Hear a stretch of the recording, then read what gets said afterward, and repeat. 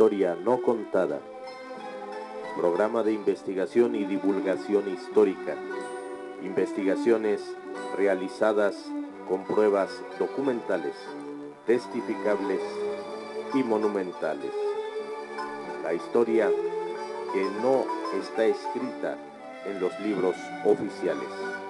La historia no contada. Bienvenidos. Amigos, amigas, gracias por el favor de su atención. Qué gusto el volverles a saludar y estar nuevamente en estos capítulos de la historia no contada.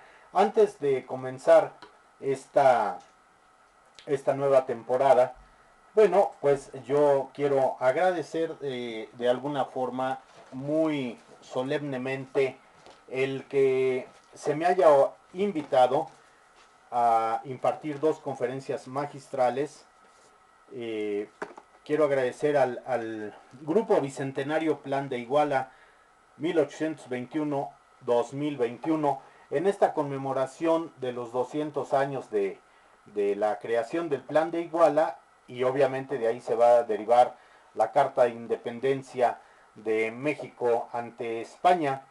Bueno, sí, ya era México. Termina lo que es el nombramiento virreinal de los 300 años de Nueva España. Y bueno, en meses pasados impartí dos conferencias magistrales. Precisamente la sede de este grupo Bicentenario Plan de Iguala está allá en Iguala Guerrero, y precisamente me invitan a impartir la conferencia magistral de la Orden de Guadalupe. Ustedes ya conocen, quienes me han seguido en este canal, bueno, saben que ya hice la demostración del libro, la presentación del libro, y el tema de la Orden de Guadalupe, una de las condecoraciones más hermosas que ha tenido México, y que tiene tres épocas, y su primera época fue la de Agustín de Iturbide. Agustín de Iturbide, pese a partir del primer cuarto del siglo XX, todos los presidentes han querido borrarlo del mapa. Alguien que nos dio la independencia, que firma el acta de independencia junto con otros personajes que debieran o no debieran estar. Eso ya la historia los ha juzgado, o los juzgará, o los terminará de juzgar. Y también Iturbide es quien nos da la bandera. Entonces, nada, porque no era masón, era católico, tenía otros intereses, otros ideales. Bueno, pues no es muy querido, y lo nombran traidor. Y cuando regresa a México para avisar que hay un complot de Inglaterra con España para reconquistar México, lo matan. Entonces, la segunda conferencia que di fue precisamente el día de su aniversario, exilio y muerte de Agustín de Iturbide, también para el grupo Bicentenario Plan de Iguala. Yo quiero agradecer a todo el grupo en general, en especial a su señor presidente, don Luis Antonio Díaz Luna, a la señora secretaria, la licenciada Estela Díaz Escobar, a la a la tesorera, la licenciada Elvira Durán Ramírez. Muchas gracias por sus finas atenciones. Pero esto no hubiera podido llevarse a cabo si no se hubiera establecido el contacto con el maestro en historia, Christopher Navarrete Núñez, quien me apoyó, quien de alguna manera facilitó todo para que estas conferencias de manera virtual se llevaran a cabo. Están en la página del grupo Bicentenario Plan de Iguala, parece que es Facebook, porque sí se transmitieron las dos en Facebook Live. Entonces las pueden buscar ahí. Y yo recuerdo que despuesito de la primera conferencia, que fue en marzo, ahorita les digo, fue el día de San José, el 19 de marzo, minutos después, en cuanto terminamos, tembló, y yo dije, bueno, pues ha de haber sido Iturbide que pues está enojado porque lo han borrado del mapa. En sí, el abuelo de Octavio Paz fue el que ordena de alguna manera quitar del muro de honor de la Cámara el nombre de Iturbide, y dejaron el de Juan Álvarez, que fue, bueno, si Iturbide nunca se le comprobó su traición, a Juan Álvarez sí, que es el que deja que acribillen al ejército mexicano, a a Gabriel Valencia, que había sido director del Colegio Militar cuando la batalla del 13 de septiembre de 1847, la caída del castillo de Chapultepec.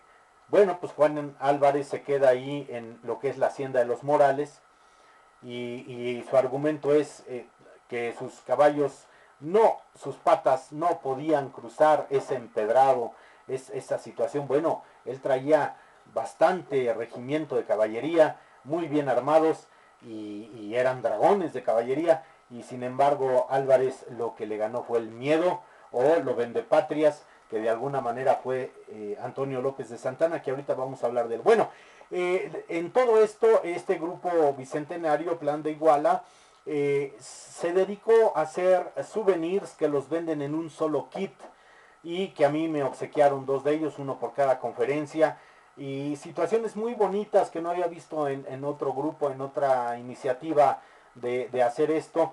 Y bueno, pues hicieron una taza conmemorativa. Yo no le he querido destapar, pero miren, vienen las banderas, las trigarantes, la transformación, una taza muy bonita, que precisamente ahorita dijimos, bueno, pues es una taza, sí es una taza, pero a lo mejor en 50 años esta producción que se hizo no la vuelves a encontrar. Y también hicieron el monumento principal en Iguala, la bandera trigarante, que bueno, esto ya lo tuvimos a discusión si eso no es, pero bueno, el monumento, y de este lado viene otra vez la trigarante, y de este lado dice Plan de Iguala, el periodo en que lo están realizando, otra vez la trigarante y el monumento que está ahí a la patria en Iguala Guerrero, junto con algo que me parece muy de manera de utilidad para hoy en día. Bueno, pues es este calendario vigente del 2021, con los 2 próceres que entran a México con la independencia el 27 de septiembre de 1821, el general Vicente Guerrero y el coronel Agustín de Iturbide. Y bueno, viene este calendario, y además hay otra cosa muy importante, que prácticamente podríamos decir que es un poquito más grande que doble carta. Hay una situación importante, que es que facilitan en este kit, dentro de otros documentos, precisamente el Plan de Iguala, el facsimilar del Plan de Iguala. Aquí están los documentos, que esto para las nuevas generaciones, los jóvenes, los niños, pues debieran conocer, tener. Y también sacan el facsímil, que existen 2 del Acta de Independencia, que es uno está en el castillo de Chapultepec, y el otro está muy bien resguardado en el Archivo General de la Nación, con una bóveda blindada, porque este es el documento, y aquí la primera firma, esta de aquí, es la de Agustín de Iturbide, esta chiquita de aquí, que a un lado va a estar la de Monteagudo, un fraile que estaba metido en todo el movimiento de la independencia, pero bueno, Matías de Monteagudo está en contraesquinada. Bueno, todo un personaje. Bueno, esto es difícil tenerlo. El INA había sacado, el Instituto Nacional de Antropología e Historia había sacado precisamente el facsimilar del Acta de Independencia. El INA, desgraciadamente, cuando tiene éxito sus publicaciones, sus funciones, bueno, pues de alguna manera se termina la producción y no vuelven a sacar nada más, o no hay una reimpresión o reedición o lo que ustedes quieran. Entonces es muy lastimoso el que ya se hizo una vez, así lo hicieron de las cartas de presentación de siglo XIX, las tarjetas de presentación, cómo eran, por qué traía la foto del personaje. En este caso también hicieron unas reproducciones muy bonitas de, por ejemplo, el nudo, la venera que sella el nudo de la corona de oro de Juárez, que es un nudo tricolor, que obviamente en los originales van a tener piedras preciosas, que es esmeralda brillante y rubí, haciendo el tricolor engarzados en oro. Bueno, hicieron esas reproducciones, la corona de Juárez, todo esto, y se vendía en las tiendas de los museos. Desgraciadamente no volvieron a producirlas. Entonces, bueno, creo que este esfuerzo del Grupo Bicentenario Plan de Iguala 2021, pues es loable en el aspecto de que podemos tener esa réplica, ese pedacito de historia autorizado por el Instituto Nacional de Antropología e Historia en nuestras manos. Y bueno, pues aquí les presento también, cosa que agradezco mucho porque como fueron virtuales, muchas veces mandan los diplomas virtuales, pero vienen sin firma. Entonces, aquí está uno de los de la conferencia y aquí está el segundo, lo cual agradezco muchísimo. Ahora bien, ya para concluir esto y nuevamente agradecerles infinitamente a este grupo de Plan de Iguala, quien guste, quien desee, porque todavía hay algunos kits, quien desee alguno de estos kits que les he presentado, mándenme un correo aquí, bueno, viene aquí en el cuadro de diálogo, aquí abajo en la descripción, viene el correo del canal de Historia No Contada. Entonces el correo es historianocontada@yahoo.com. Ahí ustedes pueden mandarme un correo por particular al correo de, como menciono, del programa, y ustedes ya, yo les enlazo con el profesor Navarrete, Christopher Navarrete, para si quieren adquirir alguno de estos kits que están muy bonitos, están muy bellos, para poderlos tener como recuerdo de este momento de los 200 años. Hace 200 años no nos tocó estar a nosotros, pero ahora sí nos toca conmemorar y darle el lugar y el honor a quien honor merece, en este caso Iturbide, por habernos dado la libertad y habernos dado un México independiente con muchos problemas, lleno de problemas, pobre, empobrecido, y bueno, pues que la historia moderna, por eso digo del primer cuarto del siglo XX hacia acá, bueno, que se han encargado de destruir o tratar de destruir la imagen de Agustín de Iturbide,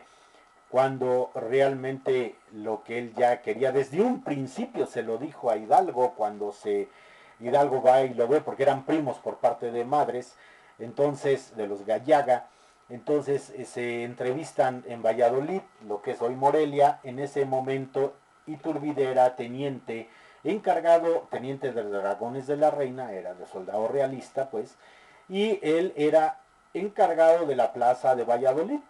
Entonces, cuando llega Hidalgo y lo invita al movimiento, él le dice que sí está de acuerdo en que esta nación ya debe de ser independiente, que tiene todo para crecer, todo para ser independiente, que no necesita de nada ni de nadie para poder subsistir, pero que las maneras, que las formas que utilizaba Hidalgo, porque lo de la Alhóndiga de Granaditas se escuchó en todo el país, la masacre, la barbarie que ahí se llevó. Entonces le dice, no estoy de acuerdo con los métodos. Entonces por eso no le entra, pero si los métodos hubieran sido otros, a lo mejor no dura ni 11 años la lucha de independencia. Ya he hecho varios programas sobre el tema, y bueno, pues qué mejor que agradecer, sirva este programa para agradecer infinitamente a estas personas que han formado la agrupación de Plan de Iguala 2018, Plan de Iguala 1821-2021, para conmemorar los 200 años de la lucha de independencia. Ahora, aquí termino el agradecimiento, muchísimas gracias, y quiero informarles lo que les había prometido ya tiempo atrás. Voy a empezar a dar lectura a todos los que son los documentos de las declaraciones del parte de guerra que en 1848 realizan el general Mariano Monterde apoyando al general Nicolás Bravo. Nicolás Bravo, por Antonio López de Santana, fue el designado para defender la plaza, en este caso el castillo de Chapultepec, el 13 de septiembre de 1847, que fue un lunes, y también del general Joaquín Rangel. Tengo que dar lectura a estos documentos que no están muy conocidos, no están vistos, están en el archivo de guerra del Archivo General de la Nación. Hay que meterse, investigar y pedir los permisos necesarios para poder acceder a estos documentos. Y bueno, de alguna manera yo sí me es interesante el poder compartirles esta información, porque precisamente Antonio López de Santana, en uno de los periódicos de ese momento, bueno, pues Santa Anna acusa al general Nicolás Bravo de omiso, de realmente no cumplir con lo que debiera ser, eh, con sus funciones, y que por culpa de él se, se perdió la plaza. Cuando Nicolás Bravo y los demás, la mayoría, todos cayeron, si no cayeron muertos, porque no nada más fueron los 6 niños héroes, no, no, no, hubo más, y los que murieron en los hospitales de campaña y los que murieron después. Tanto sabía que la invasión, la primera invasión de Estados Unidos a México no había sido aprobada por el Congreso estadounidense, porque sabían que era alevoso, era ventajoso. Entonces aquí vamos a ver precisamente cómo se expresan, porque voy a dar lectura como es a sus documentos, y precisamente la sumaria, o sea, toda la suma de testimoniales en la averiguación de la conducta observada por el excelentísimo general benemérito de la patria, don Nicolás Bravo, como jefe de la fortificación de Chapultepec el día 13 de septiembre del año próximo pasado, o sea, 1847. Estos ya lo hacen cuando prácticamente Estados Unidos está fuera. La primera invasión norteamericana es de 1846 a 1848. Entonces, lo de los niños héroes o la caída del castillo de Chapultepec precisamente se da en 1847. Bueno, entonces, dice, en el año próximo pasado que fue asaltado por el ejército norteamericano. Archivo General de la Nación, archivo de guerra del volumen 273, de las fojas de la 1 a la 149. Bueno, entonces, ¿por qué declara Mariano Monterde? Bueno, Nicolás Bravo era el jefe de plaza encargado de la defensa, mandatado por Antonio López de Santana, presidente de la República en ese momento, general presidente. Mariano Monterde, José Mariano Monterde, ¿qué función tenía? Bueno, pues era general y precisamente era el director del Colegio Militar y Escuela de Aplicación, así se llamaba, que la sede la tenía en el castillo de Chapultepec. Santa Anna, en sus documentos, él precisamente, el parte del general Santana, él lo exhibe, lo expone en un correo, ni siquiera es en un parte de guerra privado o alguna situación así, no. Él precisamente como tiene que lavarse, se baña en pureza, tiene que lavar sus culpas, y una de las culpas fue haberle retirado 600 hombres a los 400 que tenía el teniente coronel, ahora coronel Santiago Felipe Chicotenca, que va a defender la falda del cerro por el lado que venía de Molino del Rey. Bueno, pues se los deja una noche, pernoctan ahí, al día siguiente llega y se los retira, precisamente porque le dice que va a defender la garita de Belén, que porque por ahí van a entrar.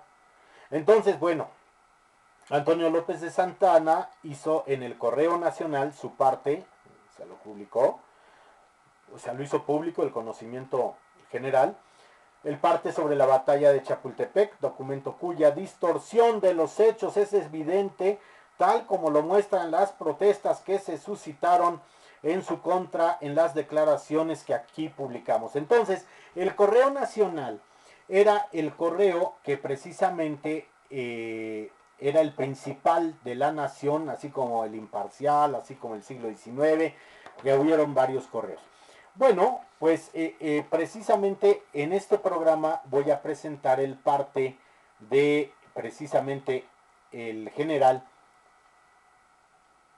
Nicolás Bravo, porque sabemos que Nicolás Bravo y su hermano, pero él muere antes, ya no llega a estas épocas, bueno, los Bravo, los hermanos Bravo, así como los Galeana, se forman a las huestes de Morelos. Entonces, pues era un generalazo, era un hombre que había estado en más de 1000 batallas, si ustedes quieren llamarlo así, pero por eso él también publica y hace su declaración, y está en el Archivo General de la Nación, en el Archivo de Guerra, en el volumen igual, 273, de las fojas de la 25 a la 29. Y voy a dar lectura y dice así: declaración del excelentísimo señor general don Nicolás Bravo.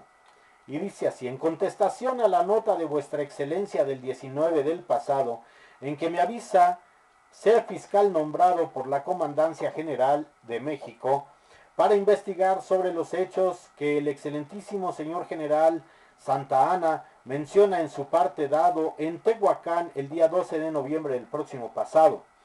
Voy a exponer lo que es conveniente bajo la protesta de mi palabra de honor.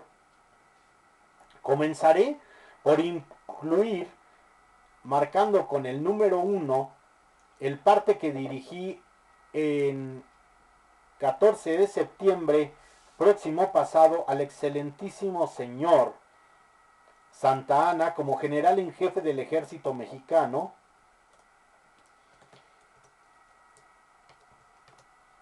por la vía del Ministerio de Guerra, conducto que se marcó para dirigirse a su excelencia. O sea, de alguna manera el general Nicolás Bravo pregunta las vías cómo debe de ser y le ratifican que debe de ser precisamente por el Ministerio de Guerra. Hoy sería la Sedena, la Secretaría de la Defensa Nacional. Bueno, van a ser ministerios, no secretarías. Ya expliqué por qué se quita la palabra de ministro y por qué ahora son secretarios, porque nadie podía estar a la misma altura que el presidente.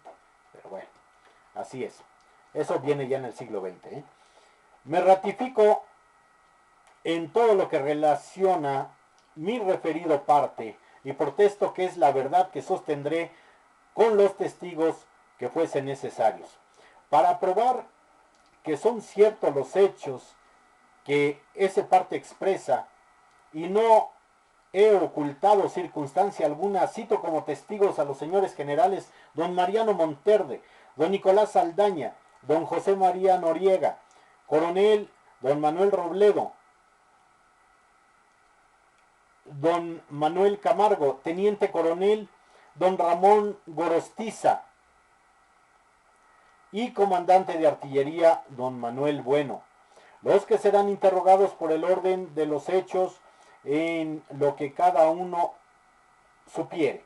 Cito también al excelentísimo señor ministro de la Guerra, don Lino Alcorta, acerca de los partes relativos que por su conducto fueron dirigidos al excelentísimo señor Santa Anna.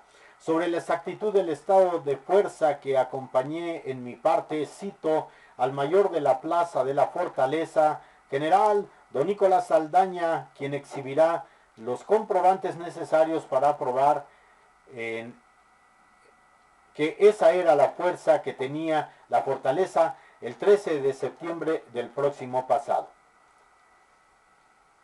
Si esos testigos no fueran suficientes a comprobar debidamente la exactitud de mi parte, presentaré los necesarios al objeto.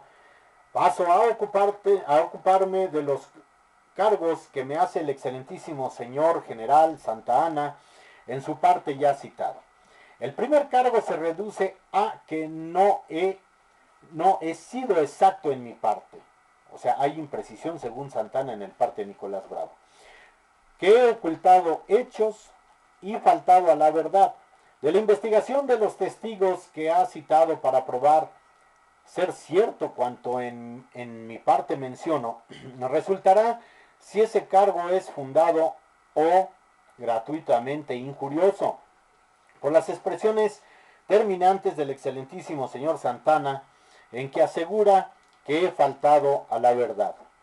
No es exacto lo que el excelentísimo señor Santa Anna refiere en su parte, de que el fuerte de Chapultepec se hallaba perfectamente fortificado, y me ratifico en lo que tengo dicho sobre que, y entre comillas, la fortificación del edificio apenas comenzaba y la parte cubierta con blindajes demasiado débil para resistir la artillería enemiga, se cierran comillas.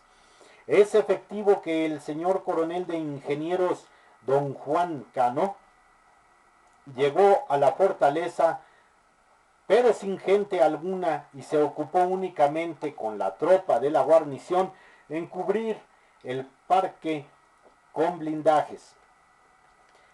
El señor general Monterde, José Mariano Monterde, que llegó al fuerte la noche del 12, declarará sobre el estado que guardaba la fortificación en el momento de aquel ataque. Sí, porque acuérdense que se habían licenciado todos, o sea, les habían dispensado que se fueran, que no se quedaran, porque sabían que el bastión estaba perdido, y sin embargo muchos exalumnos regresan, los que estaban ahí, que si había borrachos y que si no, y que bueno, pues si había por algún castigo, los sacaron de su celda, y ellos en lugar de irse se quedaron para defender su colegio. Y obviamente los altos mandos pues estaban ya en sus casas, les habían dado el mismo Santana había dado esa licencia, por eso se habían licenciado en el término militar, así se dice. Entonces, bueno, pero regresa, por eso dice la noche del 12, entonces llega el domingo en la noche porque la batalla fue el lunes.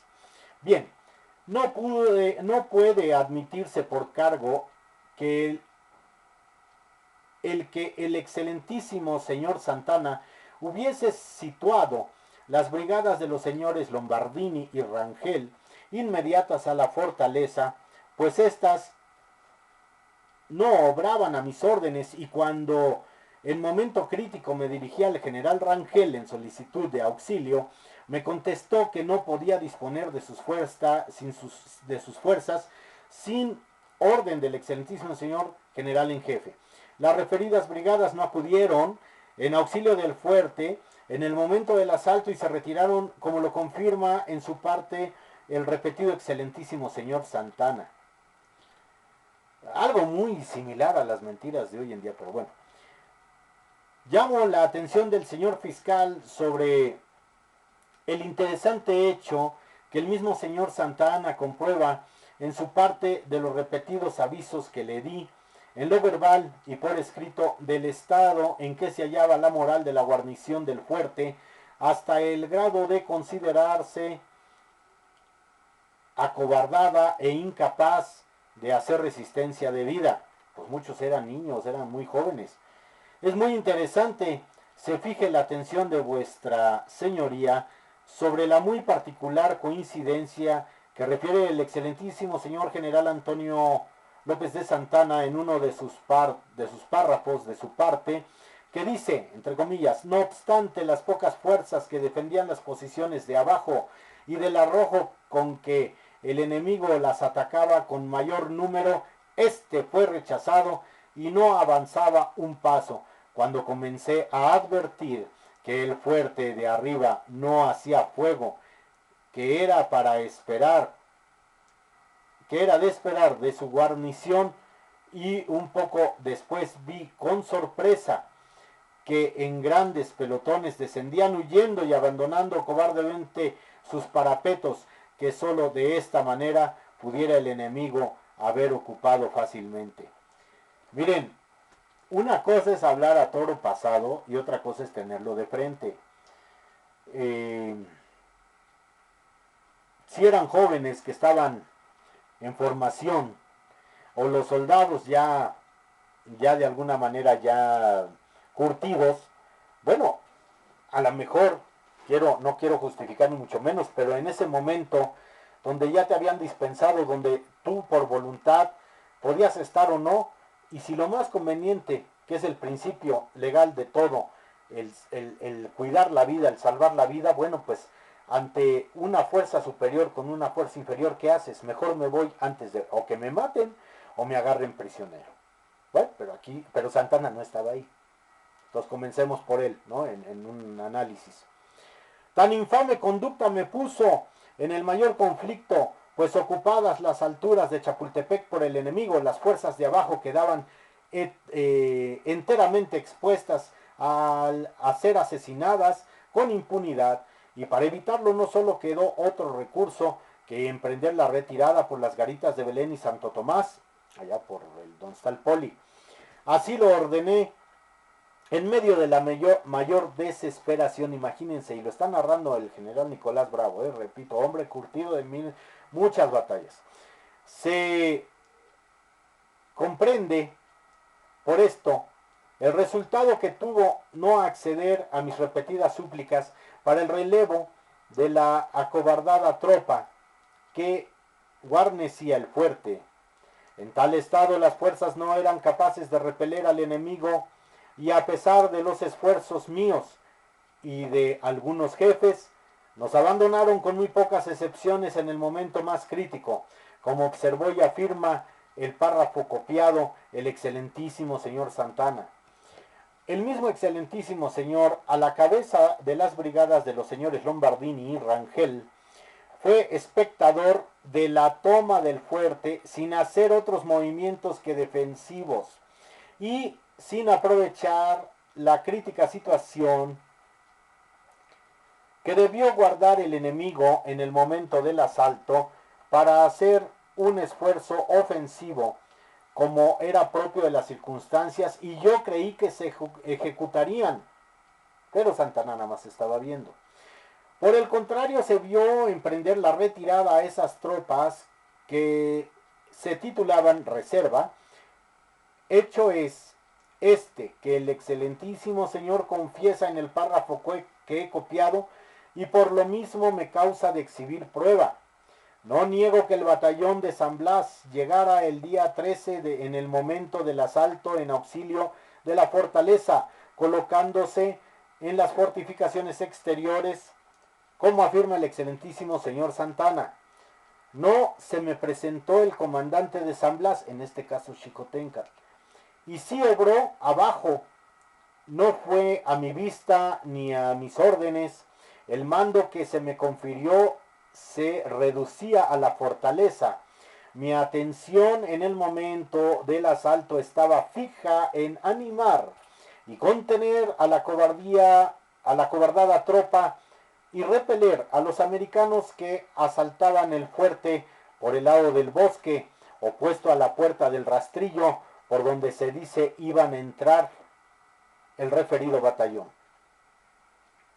Sí, oficialmente cuando llegan a Chapultepec los americanos no entran por la puerta que da hoy en día hacia Metro Chapultepec, ahí donde está ahora un museo que era la entrada antigua al museo, y en sí en donde está en el camellón donde regresa Circuito Interior y donde ya está bajando la entrada a Reforma, y después hay una más adelante que es una lateral, o pueden seguir por el Circuito Interior hacia el norte, en la otra entrada que también desvía entraría prácticamente a Polanco, a la calle de Mariano Escobedo. Bueno, ahí hay unos juegos hoy en día, hay una fuente también de época virreinal. Bueno, ahí hay una de las 9 placas que están en el castillo donde mencionan la caída de los niños héroes. La de Juan de la Barrera, que es el primero en caer, estaba ahí en una trinchera, precisamente.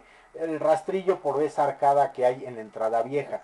Entonces, que ahora es un museo del bosque, un museo de sitio. Y entonces ahí es donde muere Juan de la Barrera, es el primero en caer. Y porque ahí se había, según la gente de inteligencia de Santana, por ahí iban a entrar. Pero no entraron por el bosque, por el lado de donde ahora es el Museo de Arte Moderno. Ahí era el laboratorio de biología, vamos a decirlo así, del colegio militar. Ahí estaban, ahí había, también se impartían clases de botánica y todo esto. Entonces ahí Scott y todos los que entran en combate americanos, los altos mandos, ahí se reúnen para iniciar el ascenso, pero no por el lado de donde esperaba Juan de la Barrera, por eso entran en barra, entran en avalancha y son eliminados de inmediato. Entonces entran por el lado del bosque, por donde ahora estaríamos entrando precisamente de Reforma y Gandhi, por ahí, hacia el castillo de Chapultepec, hacia la rampa. Bueno, más o menos para que se ubiquen. Obviamente el castillo, como hoy lo conocemos, ni los accesos, es como fue en 1847, pero sí las ubicaciones para que ustedes las tengan en cuenta.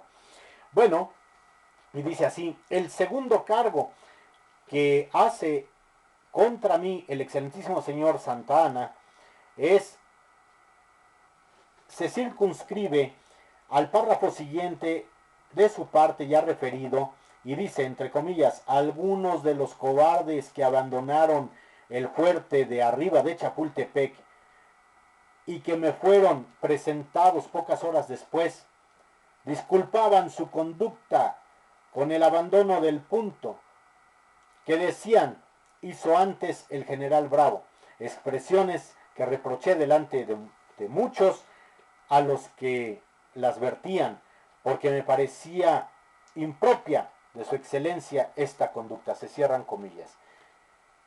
Bueno, hasta ahí, hasta ese momento, Santana le da el beneficio de la duda, según de lo que decían que Bravo también se había retirado, le da el beneficio de la duda a Bravo. Continúo. Posteriormente he sabido que fue tomado prisionero en el bosque de abajo, metido en una zanja llena de agua que lo cubría hasta el pescuezo. Dicho el parte de Santana, que refiere Bravo aquí, en el suyo. Y que por lo blanco de su cabeza fue distinguido por uno de los enemigos. Hecho es este que prueba el dicho de aquellos y que merece despuntarse o depurarse, mejor dicho, en un juicio. Viene en favor de lo expuesto el no hacer mención en su parte del valiente batallón de San Blas, que pereció casi todo, de 400 quedaron 20, que pereció casi todo en las trincheras del cerro, pues si el señor Bravo hubiese permanecido en él hasta la última hora, debió haberlo visto precisamente, y si lo vio, ¿para qué es ocultar que le fue este refuerzo y quejarse de que no se le auxilió? Esta es una injuria atroz a mi nombre, a mi carácter y a mi fama, pero como sea preciso en juicio probar con testigos mi comportamiento, el día 13 de septiembre próximo pasado paso a ocuparme de ello. Al señor Santana, dice Nicolás Bravo, toca presentar esos cobardes que le informaron que yo había abandonado el fuerte de Chapultepec antes de que ellos. Si no los presenta, obrará en su contra la determinación expresa de la ordenanza general que para él que diere un parte contrario a la verdad. Entiendo también que el excelentísimo señor Santana debe presentar esas personas que le informaron después que yo había sido hecho prisionero de modo vergonzoso, del modo vergonzoso que expresa. Al señor Santana toca presentar a esos cobardes. Entiendo también que el excelentísimo señor Santana, mediante injurias honestas que no impunemente se hacen a un general, que desde su juventud sirve a su patria y que ha obtenido de ella el título de benemérito, confieso que necesito hacer un esfuerzo, poniendo a la vista mi deber, para humillarme a dar pruebas sobre los hechos que creo no llegarían jamás a dudarse de ningún mexicano. Si los hombres se juzgan por sus hechos anteriores, los míos sin duda, sin patentes, respecto a la primera cualidad de un guerrero, el valor. No, hombre, era un generalazo este. Yo he sido tomado prisionero por los americanos dentro de la fortificación defendida y por la parte que sufrió el asalto. Suplico al señor fiscal que interrogue sobre esto a los señores generales y jefes que he nombrado al principio, y si necesario fuere, podrá acreditar lo expuesto el general Pillow, o sea, de los gringos, quien fue quien atacó a Chapultepec, cuya cita hago con sentimiento, porque parece que debía retraerme en virtud de ser un general enemigo, pero se trata aquí de un punto de honor, y el honor es inherente a todos los militares del globo. Para sostenerlo es permitido todo esfuerzo en los límites legales. Me ha parecido inútil ocuparme de otros puntos que contiene el parte del muy repetido excelentísimo señor general Santana, por la razón de que, investigados los que expreso, quedará aclarada la verdad. Dios y libertad, Chichihualco, Marzo 1 de 1848, Nicolás Bravo rúbrica, y quien da fe es el señor general don Antonio Díez Bonilla. ¿Qué generalazo? Ahora algunos apuntes. El general Nicolás Bravo nació en Chilpancingo, Guerrero, en 1786. En 1847 fue encargado de dirigir la defensa de Chapultepec, donde fue hecho prisionero. Murió en Chilpancingo en 1854. El general José Mariano Monterde nace en 1789, muere en 1861, director del Colegio Militar y encargado de la defensa del castillo de Chapultepec. General Nicolás Saldaña, segundo del general Bravo, fue herido en la defensa de Chapultepec. General Ramón Gorostiza, general de brigada Lino José Alcorta, 1787-1854, ministro de Guerra y Marina, del 23 de mayo al 16 de septiembre de 1847. Teniente coronel de ingenieros Juan Cano y Cano, de 1815-1847, herido en la defensa del castillo de Chapultepec, falleció el 13 de septiembre, es herido, pero por las heridas que le causan quien va a fortificar el castillo muere, que fue precisamente este teniente coronel. General Manuel María Lombardini nace en 1802, muere en 1853, fue herido en la batalla de la Angostura, sustituyó al general Bravo en el mando del ejército de Oriente. Y Gideon J. Pillow es el general norteamericano al mando de precisamente la toma del castillo de Chapultepec. Amigos, amigas, siempre con esto inicio esta nueva temporada en nuestro programa de la historia no contada. Si me extendí, dispensarán, pero es importantísimo darle lectura a esto que de alguna manera Santana, su parte de guerra, disculpándose y justificándose, les echa en cara, les de alguna manera quiere manchar la dignidad de estos generales al poder en prueba su valentía, su valor, su honor. Este es el primer programa de la nueva serie, de la nueva temporada. Precisamente nos falta la declaración del general Joaquín Rangel y del general Mariano Monterde. Entonces, yo con muchísimo gusto en otra emisión de la historia no contada daré lectura a estas partes de la historia que no podemos olvidar. Por el favor de su atención, muchísimas gracias. Su amigo Ricardo Trillano se despide, esperando vernos prontamente con la segunda parte y la declaración del general Mariano Monterde. Gracias.